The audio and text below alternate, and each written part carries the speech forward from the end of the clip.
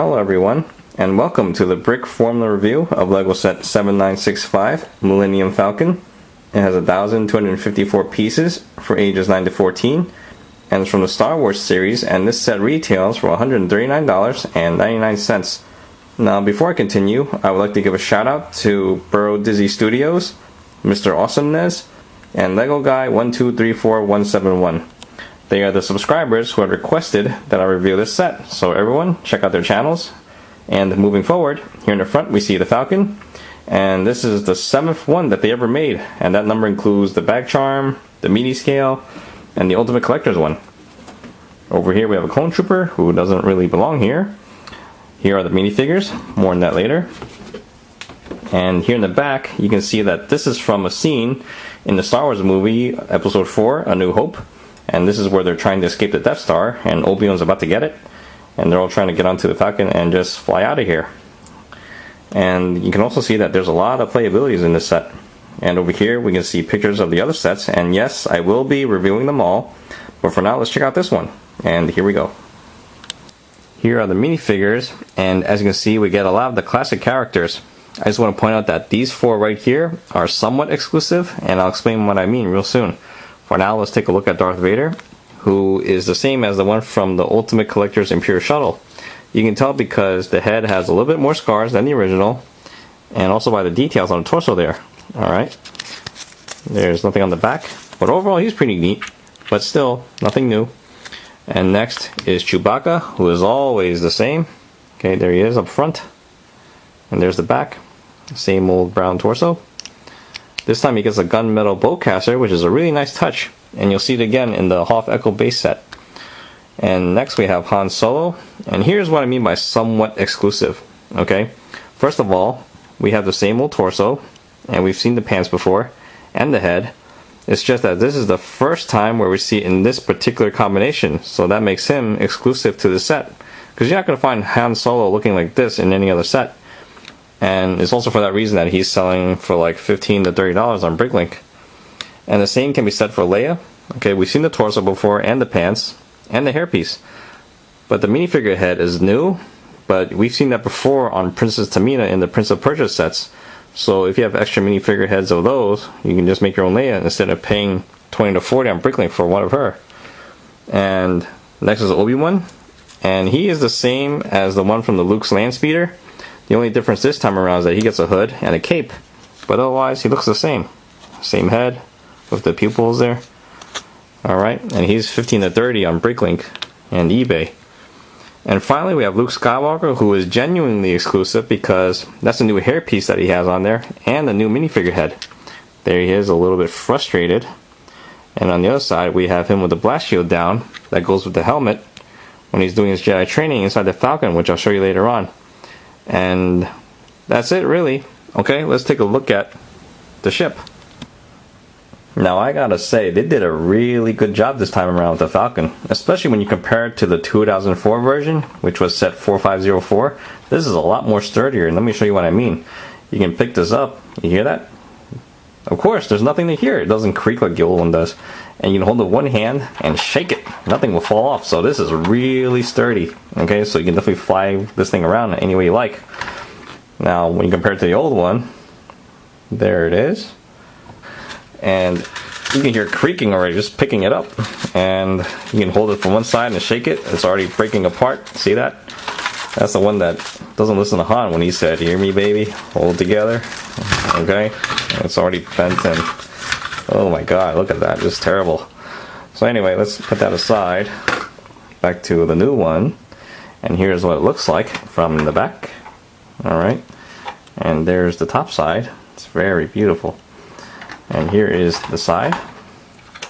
Okay, and the only thing weird about this one is that the top side is a little bit puffed up, which is understandable because that is the side that opens up and everything. But on the old one it was actually more even, so I don't know why they changed that. And here is the bottom, which looks largely unfinished to me because there's a lot of gaps here and there. And just while we're down here, you see that we have some landing gears, and these are attached by Technic parts, which is a really great idea.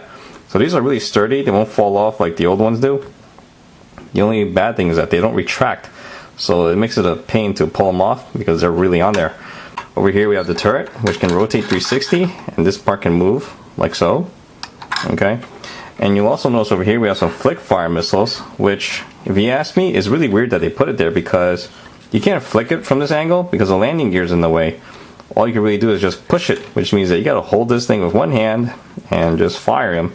Or you can just do what I do and just leave it there, okay? We're not gonna bother with that because it's just too awkward to play with it. Okay, and there's the ramp to get in there. Over here is the cockpit. And that's a printed piece that you see here for this part and this piece right here.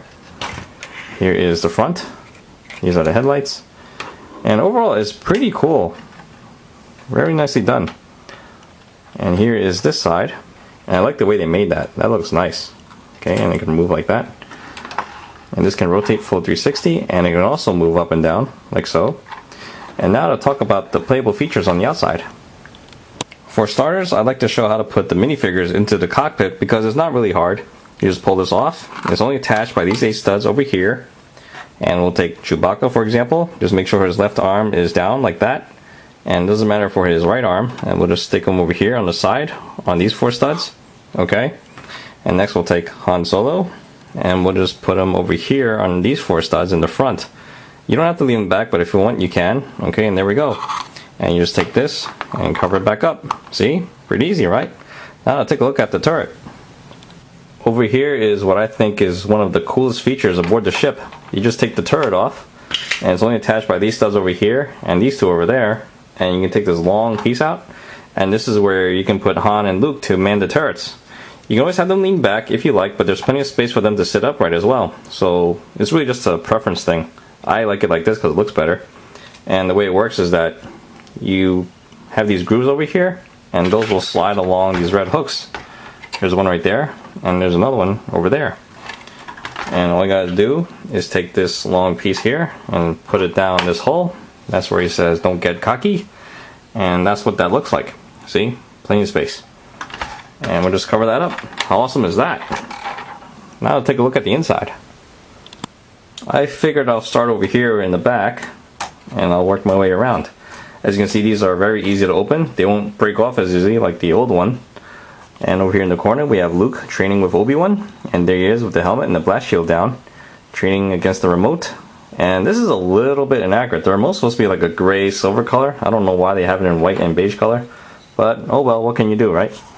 And then over here we have a toolbox, and then over here is the hyperdrive unit, a cup, and here we have Han and Leia sleeping over here on the job, which did not happen in the movie by the way, but that's just to show you that those 2 are beds. Okay, if you remember in The Empire Strikes Back, after Luke gets his hand chopped off from his father, okay, you remember him sleeping over here and Leia was attending to him, and that's what that's for. Alright, and if you look at the old one, okay, this thing was pretty cheap, and these just eventually will fall off. You'll see. Oh, you just keep doing it. Oh, there it is. Okay, that one broke. And there is one little thing I'd like to point out too while I'm back here.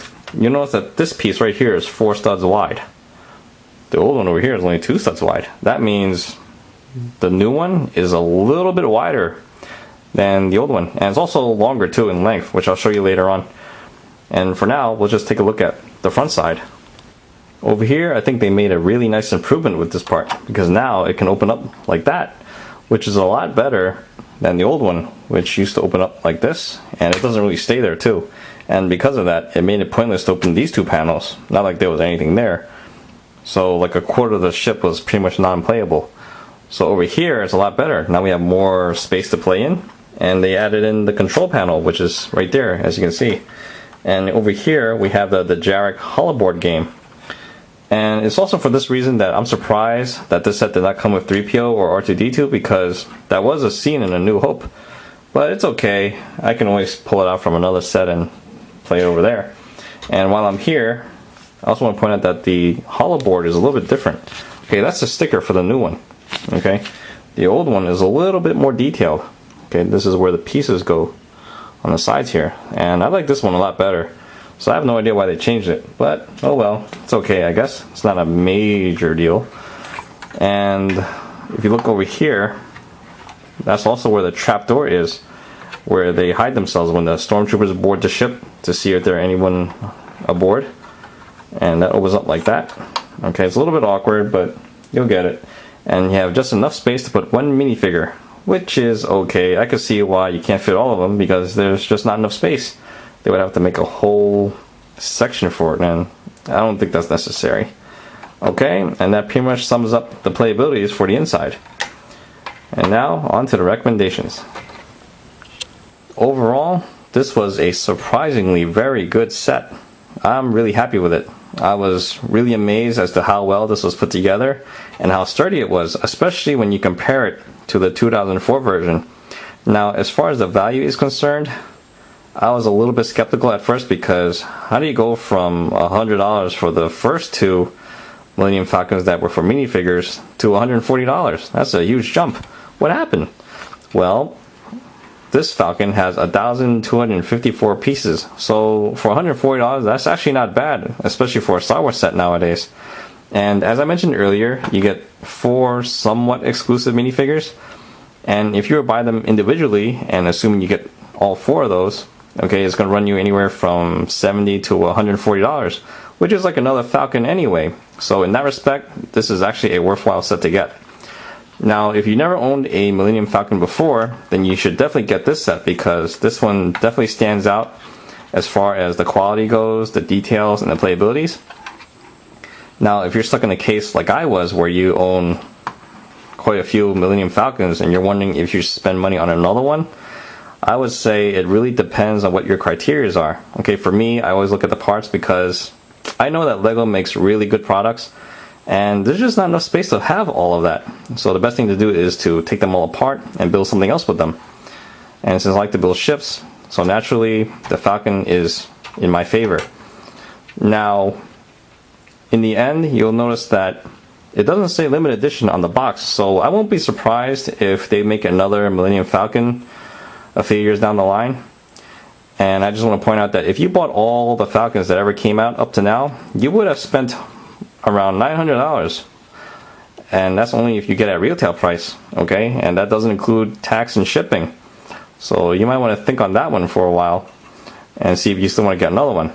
Okay, so in the end, it really depends on what your criteria are in getting a set. Okay, because this is like the 7th Millennium Falcon. Do we really need another one? So in the end, the choice is yours. I can't make the decision for you. And that sums up my review. I hope you guys enjoyed the show, and I'll see you guys next time. Thank you for watching.